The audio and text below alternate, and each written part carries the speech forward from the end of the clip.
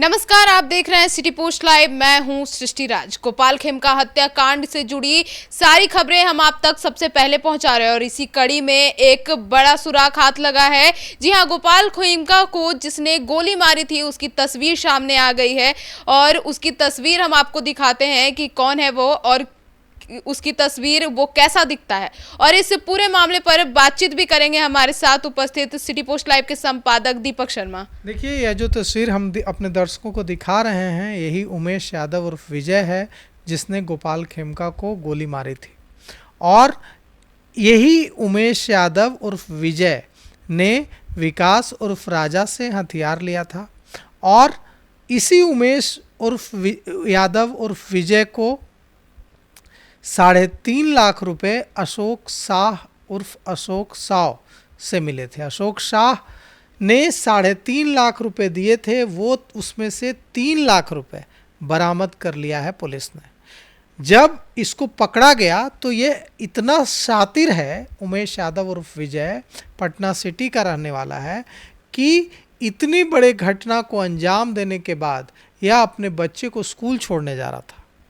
एकदम ऐसा लग रहा था जैसे इसने कोई कुछ किया ही नहीं है, एकदम आम आदमी। और आपको इसकी तस्वीर देखकर भी ऐसा लग रहा होगा कि ये तो आम सा आदमी है, ये तो कहीं से शूटर नहीं लग रहा है। लेकिन मूवीज़ फिल्मों में पर मत जाइए जिसमें शूटर एकदम अलग तरह का दिखता है। आम जो शूटर्स होते हैं वो ऐसे ही दिखते हैं।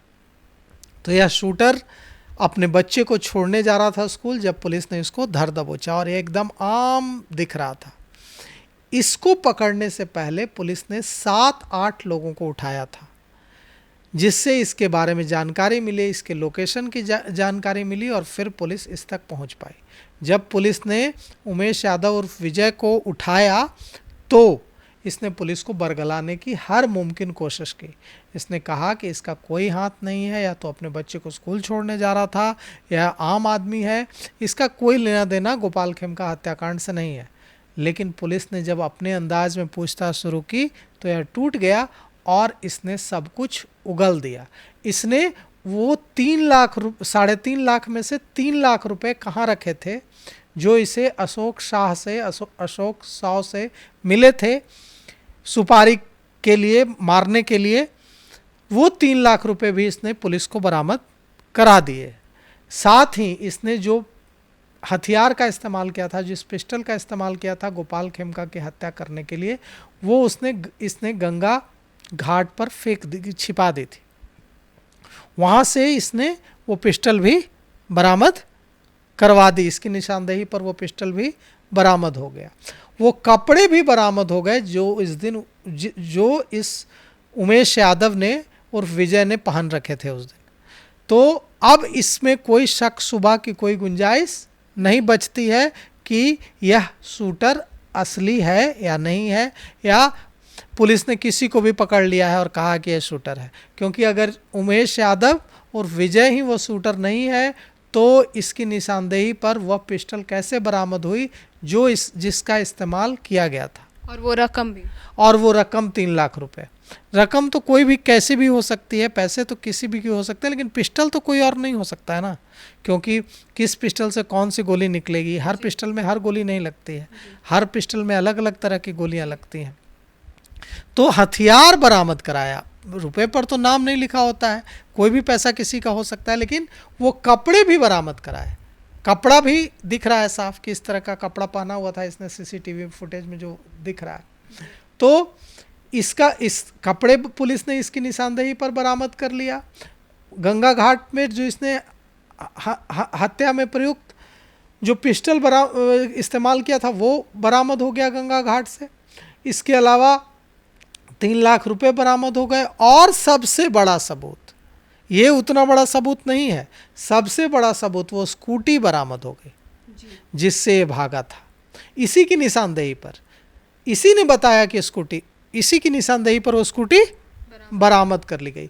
वो स्कूटी देखिए, ये लेकर वहाँ से जब 6 सेकंड में गोली मारता है, उससे पहले 1 घंटे तक था और इसके साथ 2 लाइनर भी थे वहाँ, जिसको आप शूटर कह सकते हैं। क्योंकि अगर जब यह उमेश यादव गोली मारने जा रहा था उस दौरान अगर कोई इसे पकड़ने की कोशिश करता, कोई इसे दबोचने की कोशिश करता, तो इसके साथ के जो साथी थे वो भी, उनके पास भी हथियार थे, वे भी फायरिंग करते, तो उनको भी शूटर ही मान लीजिए उन दोनों को जो वहाँ मौजूद थे। कुल 3 लोग वहाँ मौजूद थे।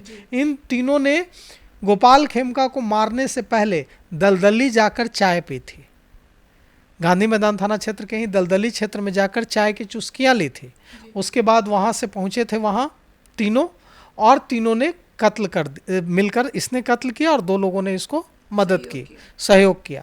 उसके बाद ये लोग वहाँ से भाग गए। अब ये जो भागता है, तो इसको पूरा लोकेशन मिला पुलिस को, ये वहाँ से भागता है और वहाँ से भागते हुए जेपी गंगा पथ होते हुए यह हाजीपुर तक भागता है, ताकि पुलिस मिसगाइड हो, ताकि इसको ट्रेस न किया जा सके, लगे कि ये कहीं दूसरे ज़िले से आया था और यह रहने वाला है पटना सिटी का, लेकिन ये भागा कहाँ? हाजीपुर। और हाजीपुर में जा कर के फिर इसका लोकेशन मिलना बंद हो गया। तो सोचिए कि कितना शातिर है ये उमेश यादव उर्फ विजय, कि ये रहने वाला है पटना सिटी का, लेकिन घटना को अंजाम देकर भाग गया हाजीपुर। हाजीपुर में जाकर ओझल हो जाता है, और उसके बाद अब जब पुलिस इसको गिरफ्तार करती है, सख्ती दिखाती है, तो सब कुछ बरामद हो जाता है। इसने जो कपड़े पहन रखे थे वो बरामद हो जाता है, इसने जो पिस्टल इस्तेमाल किया था वो बरामद हो जाता है, इसने जो गाड़ी स्कूटी का इस्तेमाल किया था वो बरामद हो जाता है। 3 लाख रुपए जो इसे अशोक शाह से मिले थे वो बरामद हो जाते हैं। और जिस व्यक्ति ने, विकास उर्फ राजा ने इसको हथियार दिए थे, पुलिस उसको जब दबोचने जाती है तो वो पुलिस पर फायरिंग करता है, एनकाउंटर में मारा जाता है। लेकिन कहानी सिर्फ इतनी नहीं है जितनी दिख रही है, कि अशोक शाह का विवाद था गोपाल खेमका से, दोनों एक दूसरे के परिचित थे और दोनों एक दूसरे से मिलते जुलते रहते थे। अंदर ही अंदर अशोक शाह के मन में रंजिश थी। अशोक शाह ने 3.5 लाख रुपए दिए उमेश यादव को। उमेश यादव ने विकास और राजा से पिस्टल लिया और पिस्टल लेकर गोली मार दी जाकर। बात सिर्फ इतनी नहीं है, इससे ऊपर की बड़ी कहानी है जिसका खुलासा होना अभी बाकी है। ये उमेश के तार, ये जो उमेश यादव हैं, इसके तार अजय वर्मा गैंग से भी जुड़े हुए हैं। इसीलिए अजय वर्मा को अब पुलिस रिमांड पर लेने की तैयारी कर रही है, क्योंकि बेऊर जेल में बंद अजय वर्मा अपने जो पुलिसिया जवाब हैं, पुलिस के जवाब हैं, उनके सही तरीके से जवाब नहीं दे रहा है। अब देखिए, इसमें एक एमएलसी का भी नाम आ रहा है जिसका संरक्षण इस उमेश यादव को था। अब ये एमएलसी क्यों संरक्षण देता था उमेश यादव को, ये कई सारी कहानियां हैं। जनता दल यूनाइटेड और भारतीय जनता पार्टी के नेता आरोप लगा रहे हैं कि उमेश यादव को विपक्ष के नेताओं का संरक्षण हासिल था। अब इस पर कितना बड़ा राजनीतिक बवंडर होगा। वे जो जनता दल यूनाइटेड और भारतीय जनता पार्टी के प्रवक्ता, भारतीय जनता पार्टी और जनता दल यूनाइटेड के नेता जो ये आरोप लगा रहे हैं कि उमेश यादव को संरक्षण था, तो किन नेताओं का संरक्षण था उन्हें यह भी बताना होगा। अब पुलिस उन नेताओं तक भी पहुंचेगी, तो कई खुलासे अभी गोपाल खेमका हत्याकांड में होने।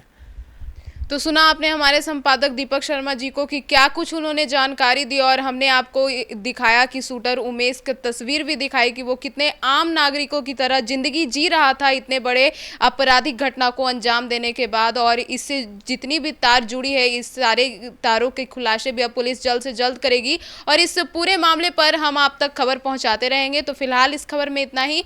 आगे की खबरों के लिए देखते रहिए सिटी पोस्ट लाइव। तब तक के लिए धन्यवाद।